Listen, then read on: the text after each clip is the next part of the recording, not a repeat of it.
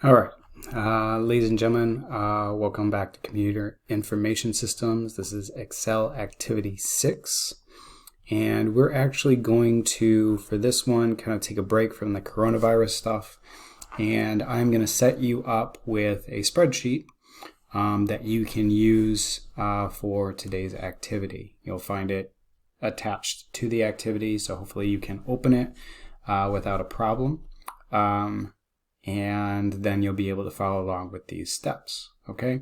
A few other quick news items. On Thursday, we're going to be posting your grades. Essentially, your grade will not be lower than it was as of March 13th. And if you've been doing assignments or makeup work, those things will be improving your grade and helping you achieve a higher grade or a passing grade if you were failing before. So, and then the other thing is next week from the 13th through the 17th would be our spring break. And we are going to honor that spring break. So there will not be any new work next week. And I will meet you guys back here with some more videos the following week. Okay? All right, so let's move forward. You will be opening this file here, which is called Excel Activity 6.start.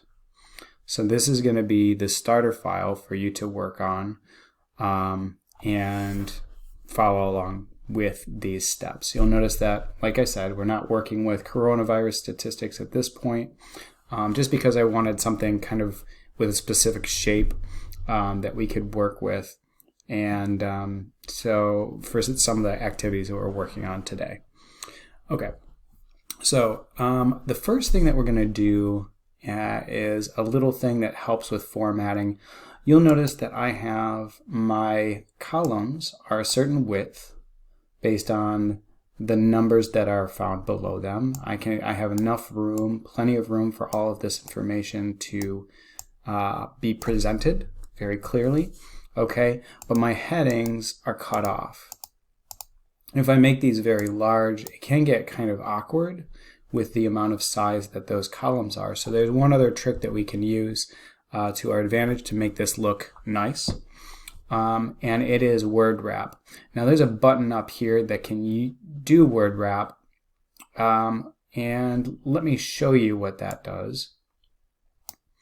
If I highlight the 1, 2, 3, 4, 5, 6 headings that I have here, and I click on word wrap, what it's going to do is it's going to push some of the words onto a second or a third line. Okay? Sometimes that can be good, kind of a quick get or done kind of button, but it doesn't always split the text exactly where I want it to split. So the other thing that we can use, let me go back a step, is we can use a keystroke, which is Alt and Enter, to show exactly where I want that break to happen. So here between population and 2009, I'm going to click right before the parentheses and I'm going to tap Alt Enter. Okay, I'm going to show you where I want these to happen. So internet users, we're going to do this right before December 31st, Alt Enter. Internet users, we're going to do it right before the L and latest data, Alt Enter. Penetration, right before the parentheses, Alt Enter. Growth, right before the 2009, Alt Enter. And percentage users, we're going to do it right before the percentage mark, Alt Enter. All right. Now there might be a little bit of messing around that I need to do after the fact to make sure that everything still fits very nicely. All right. Again, if we're creating a table that's meant to be read by others, it's our responsibility to make sure that those things look nice when they come out and that they're easy to read, easy to follow. Okay. We're going to do some other things real quick here. We are going to actually, from here down, what I want to do is show you how we can actually format this as a table using the Format as Table button. Now let's look real quickly at what we previously did here in Excel Activity 5. Here we used shading, borders, bolding, different things to make this table look attractive, okay? And we did all of this by hand by using individual buttons like bold, underline, borders, and so on and so forth. But if we come back to what we're currently working on, this Format as Table is like a one-stop shop kind of get her done way of applying style very quickly. I'm going to go ahead and make sure that I highlight this. Now there's some limitations and some advantages to doing things this way. One limitation is that if I add my title and subtitle up here, it's going to kind of confuse it. So it really just wants this first row of headings and the data. We don't want to highlight anything above that area or below that area. Okay, once this is selected, I can now go Format as Table.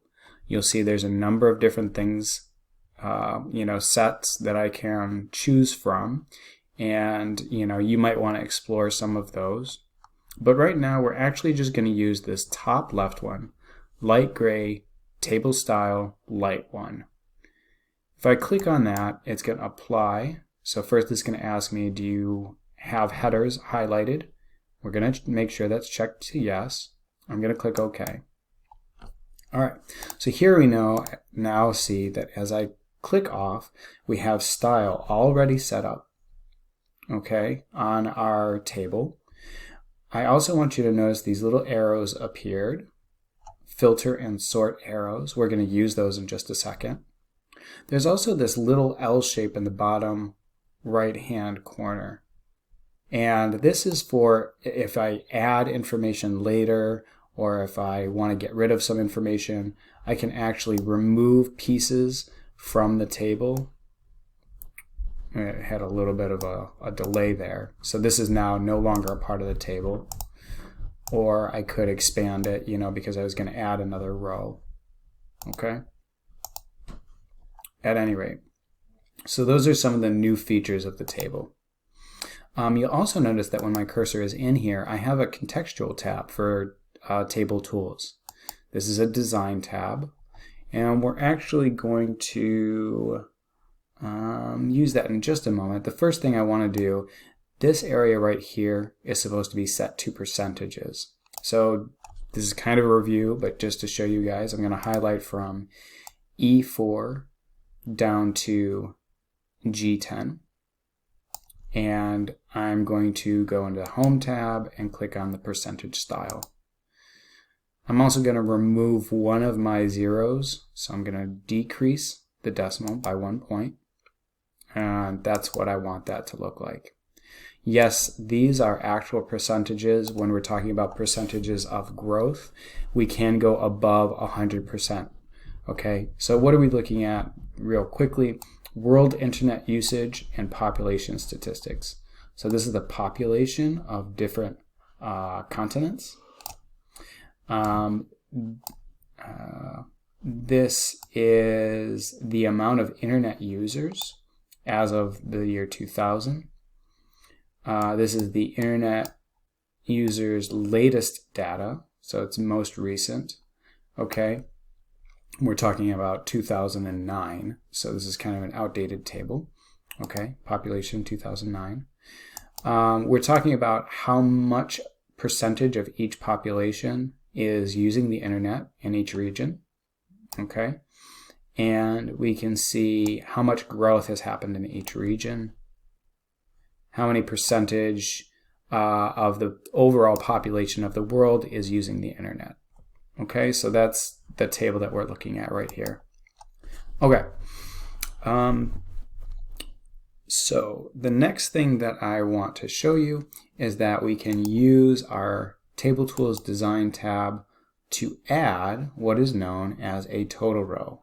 If I click on Table Tools Design and I click over here for total row, it's going to add a row to the bottom of my table. Now, right now that's kind of empty. We're going to fill it up a little bit. So we're going to create and use the auto sum feature that we learned previously to create a total here. I'm going to click on the Home tab. Here is auto sum. I'm going to click it once, and it is going to give me a sum total of that number. I'm going to drag this across 2 squares, so I've got it in columns B, C, and D. For reasons I'm not going to go too deep into, it does not make sense to total the penetration percentage and the growth percentage. Those totals are not good numbers to kind of add up together. I can see that here I have commas, but here I do not. Those commas would be useful. So here back in this area, I'm going to use the comma style, which will add the commas, but I want to match everything together, so I'm going to get rid of those decimal points. Okay, so we've got the percentage of users up to 100%. We've got the total internet users, and the total population. Okay? All right. So now let's move forward.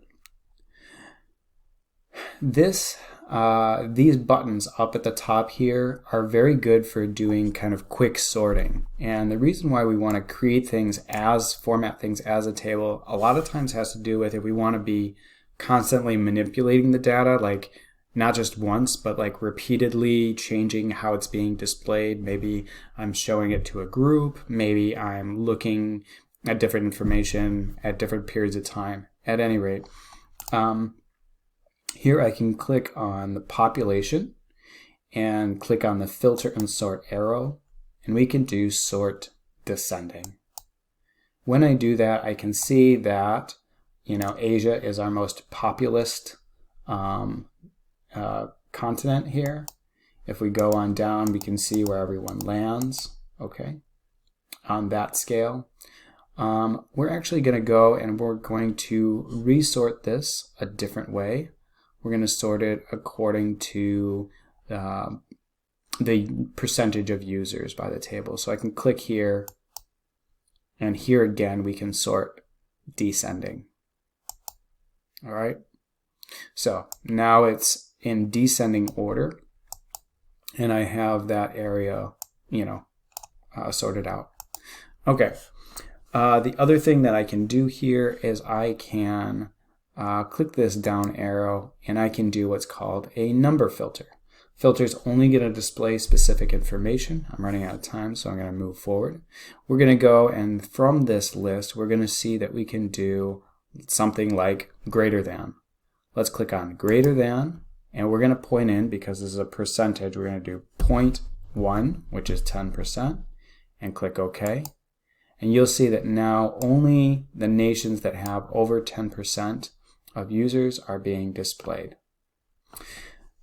Lastly, I want to maybe turn these arrows off just because they're not display friendly at the moment. So we're going to go back into Table Tools Design, and we're going to click to turn off filter button, okay, to make those disappear. I want you to note that this information is not missing. You'll notice that it skips from 7 to 11, so those other nations are still here. We just can't view them. All right, so our first one's going to be a quick one. We will expand more on that with the next lesson, but here is kind of the first step for you to work with. Let me know if you have any problems, and I will see you probably tomorrow. I'll do my next post.